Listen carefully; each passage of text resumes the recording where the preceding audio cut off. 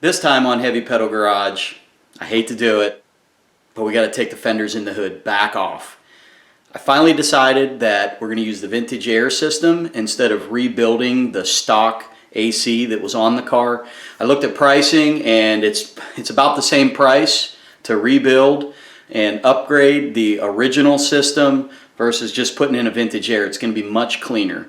So the reason that we got to take the fenders in the hood back off are that I want to clean up the hole that's in the firewall, and I did originally do some patching which was behind the air conditioning suitcase. I did not clean up the welds because it was going to be hidden, but now it's not. So basically we're going to smooth up that part of the firewall, and we may just keep on working up and over the cowl and paint the dash. Get the dash the satin that we need, and then I'll protect it as we work on the rest of the car. But the other reason that we can start taking it apart now is that the whole car has pretty much been body worked and sanded to the point where I'm hoping that we're just going to be going through some grits to get ready for paint. There's going to be a few imperfections here and there we're going to fix, but for the most part I think we can take these pieces off. Guess what? I think we can start sanding and maybe in the next month or so get some color on the jams. So that's why I'm okay with taking it apart. It was so nice to have it put back together and see the whole thing starting to get really smooth and shiny, but it is what it is. So we're going to get this thing apart so that we can work on patching up these holes in this firewall.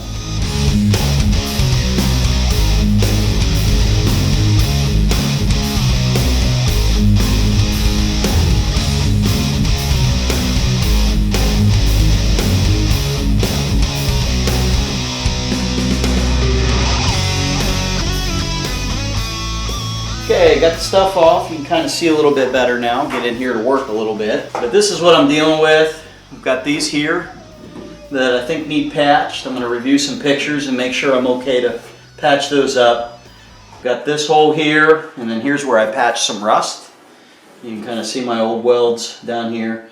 But these are going to get filled as well because with the vintage air system, all your plumbing comes right through here. So I went out to the scrap pile. Tried to figure out what I was going to use. Y'all might laugh. I got one of the wife's old baking pans. So I got to looking at this, and it's got this really cool, I guess you call it B-roll in there. And I think it's going to fit in there just about right. Save some money and might have a little bit of that bead rolled edge to make it look cool. So we're going to see if we can make that work. Haha, so here's the carnage. Still some good metal left in there. Might be able to use some of that for patching those holes. So that's where we got it. I think I like that. The way the X pattern goes, it kind of ties into this little arch right here. And then this kind of shoots over, you know, more towards the center. Doesn't cover up everything, but it does line up with that one hole over there on the edge. And then I've got an old patch right there that'll come out pretty easy. So then all that's left is just to scab in a piece there and patch those couple holes, 3 holes actually, and that should do it. So I'm going to get my marker out and scribe in where I need to cut, and then we'll keep working on getting it fitted in.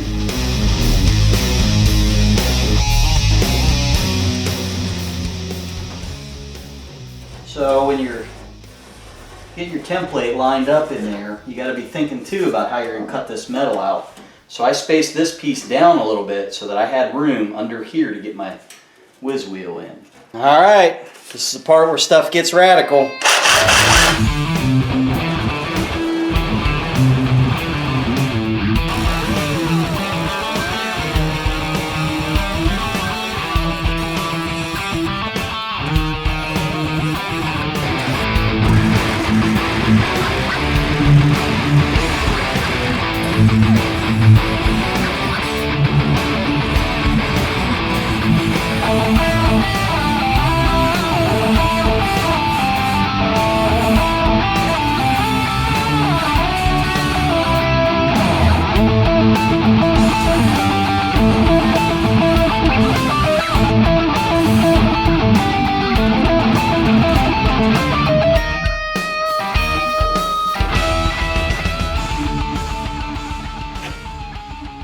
we go.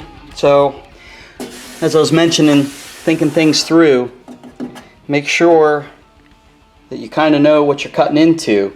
I was actually able to reach up inside and feel that there was a gap between this part and this part. So I knew that cutting that out was going to be okay and I'd have room to work. The other cool thing too is once it's all welded in, I'll be able to spray some epoxy up in there and be able to seal up those welds. So next step is to take our panel and try to get it to fit in there. Not too bad really. Just a little bit of trimming and should be able to have this thing nice and tight. We'll be ready to tack it in. Okay, so I got everything marked out where I need to trim. Just gonna go real slow, sneak up on it. You don't want to go too fast. It's harder to put the metal back in than it is to take it off, so just take it off slow. But back here you got these wrinkles from the transmission tunnel where the metal was formed. So I just took a pair of pliers like this and just kind of kept wiggling and working it, squeezing, and just trying to get those humps worked out of it. It's not perfect. I can't really swing a hammer on this side to get a hammer and dolly to flatten it out, but what I'm thinking is as I'm welding, I'll be able to pinch that together and hopefully get it to marry up. But right now we're just going to use the die grinder and try to get this edges cleaned up and where I have marked that needs to be taken back cleaned up. So next I think I'm going to go ahead and make this piece right here and possibly go ahead and tack it in there. This is a pretty straight line from there to there, so we'll just take it one slice of pie at a time here. Alright, so I got my patch made, but I just wanted to show you guys these. But they're just little body clamps, and I'll show you how they work in a minute. But basically, it helps hold the panel so that you can have your gap and it will also flush everything up while you're welding it. And it's got this neat little system. Basically, you take this little pin out when you're done and then you can pull it out of the panel and finish welding it up. So pretty neat things to use if you're welding and doing body work.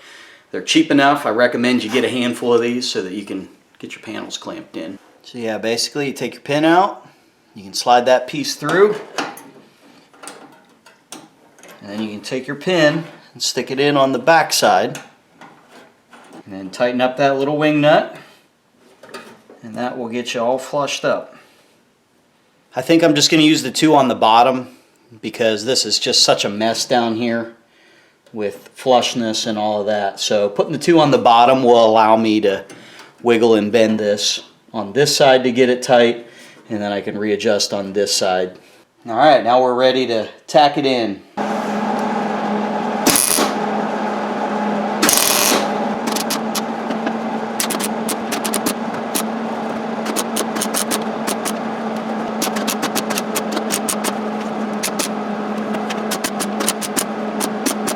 Okay, I got a little carried away there, so I thought I'd get you guys caught up. This down here turned out to be a total... It's just so wonky down there that I really couldn't get the welds to flush up, so it is what it is.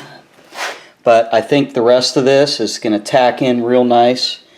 The only place that I may really have some issues is just down here where that transmission tunnel piece was wavy, so we're just going to keep tacking all the way around. I'm starting on this side, which is going to be the nice visible side, and the top, and I'm kind of working this way so that any of those fluctuations will get pushed out to the crappy side. So we're just going to keep on tacking and take our time, keep it cool. We don't want it to warp, and it's looking pretty good though.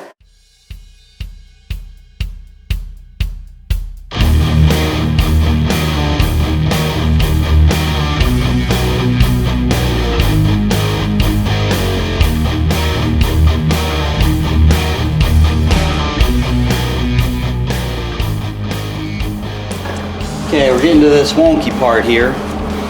You can see that trans tunnel part sticking up. Can't really get my hammer in there to beat it because I didn't do this before I put the motor in, but it's okay. So what I'm going to do, where this is flared up, I'm going to put a little relief cut in there, and hopefully that'll take some of that pressure off, and we'll be able to fold all this in without warping.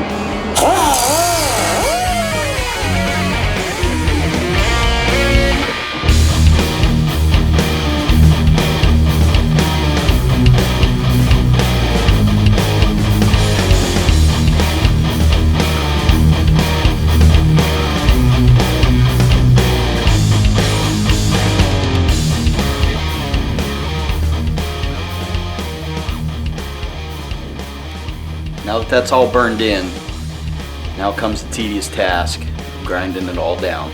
I've always said my welding skills have improved my grinding skills.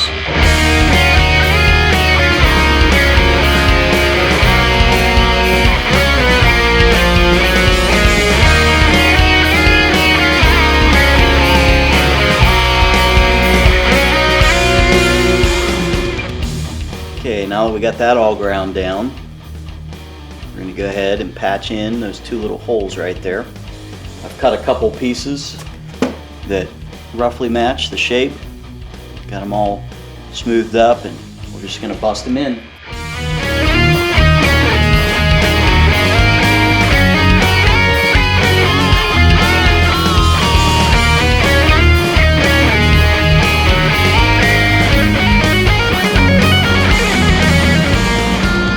So that went pretty well. For those of you that have never welded sheet metal before, you know that you can't run a bead. There's too much heat when you run a bead.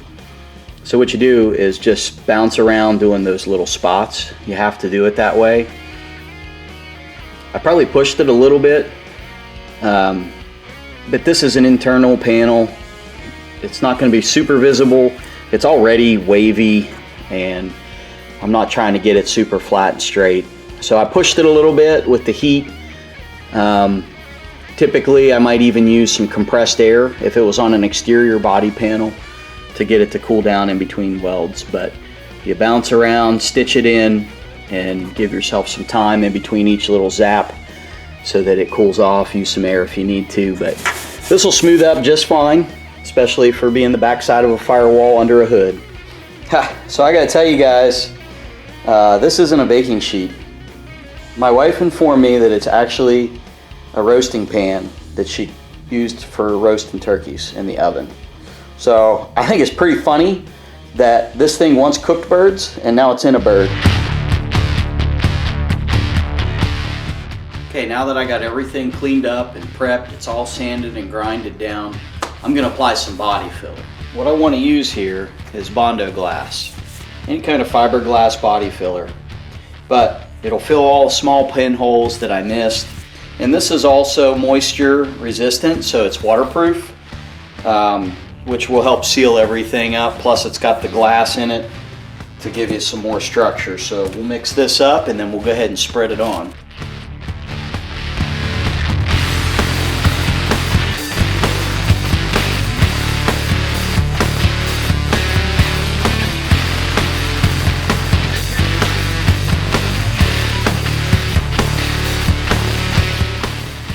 In a few minutes.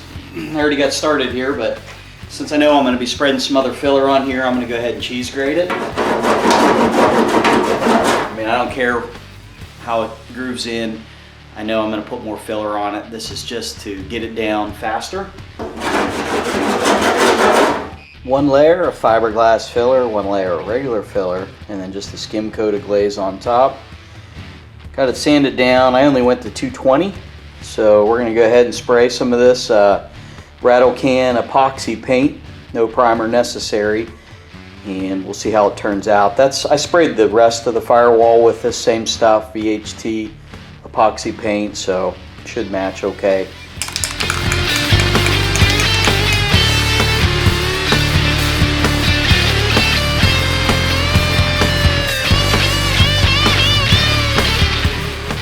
It feels good to get all that covering off of there. Right?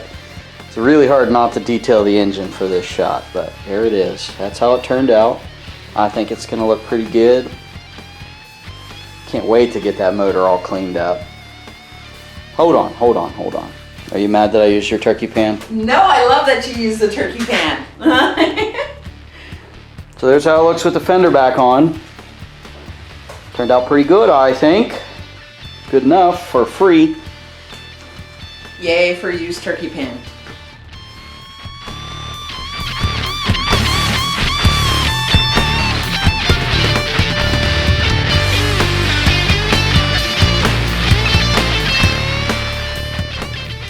Couldn't be happier with how that turned out.